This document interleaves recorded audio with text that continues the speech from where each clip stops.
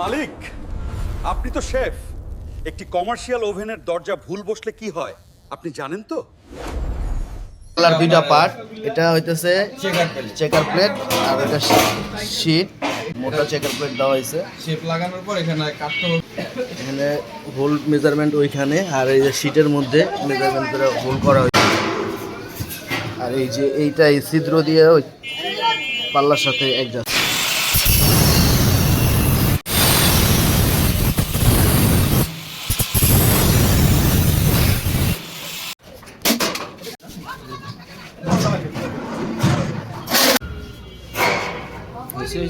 এই রডটারে কি বলে? এটা হচ্ছে শেপ।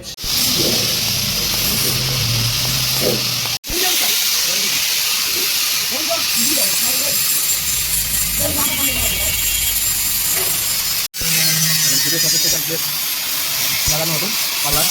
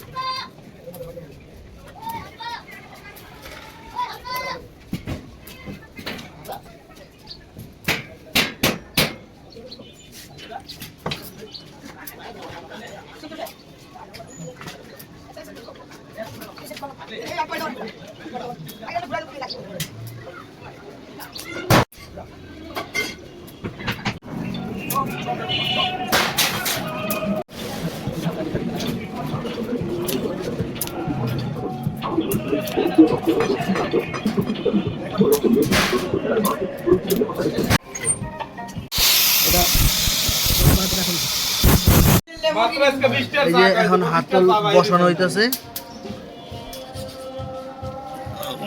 যতটুকু সাইডে নেওয়া দরকার ততটুকু মাপ নিয়ে নিতেছে। উপর থেকে কতটুকু আসবে? 6 ইঞ্চি। 6 ইঞ্চি। আর এইখান থেকে এই পাশ থেকে 5 ইঞ্চি। 5, ওই সাইড থেকেও 5 বাইব না? আর ওইটা মাপ হয়ে গেছে।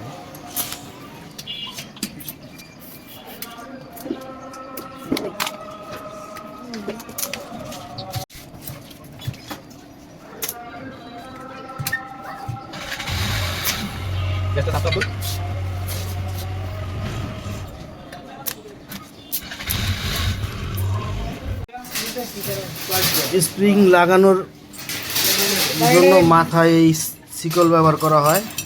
এই শিকল অ্যাসোসের শিকলটা কেন ব্যবহার করা হয় মাদারুল? যাতে না ছিঁড়া যায়, নষ্ট না হয় এই কারণে।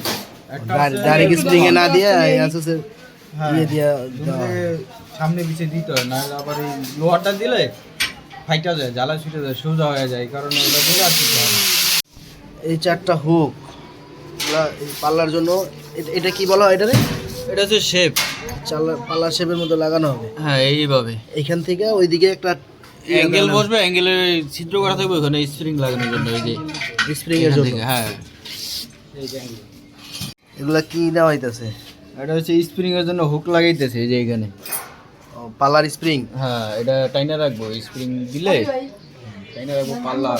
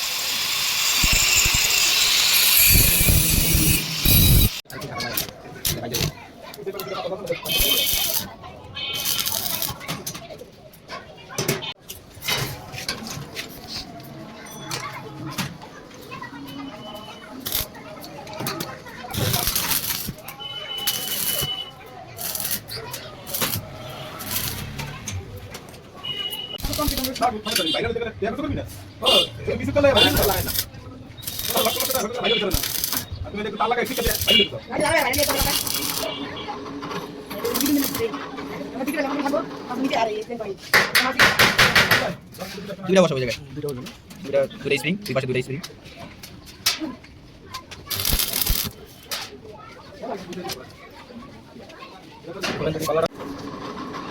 আর একটু টাচ কর।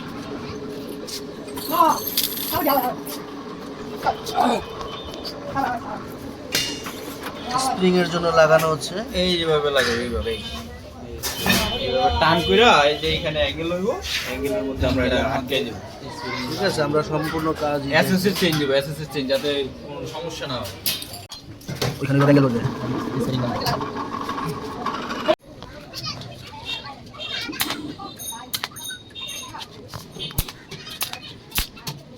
আবার বলবো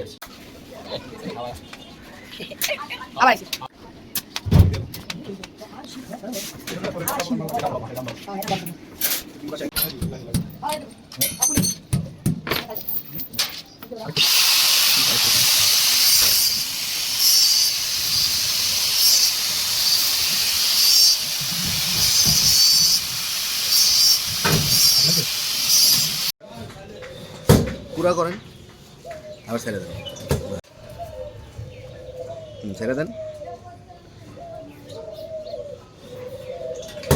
মালিক ভিডিও এই পর্যন্তই। ভালো লাগলে লাইক দিন এবং কিছু জানার থাকলে কমেন্ট করুন। আরও ভিডিও পেতে সাথে থাকুন। ধন্যবাদ।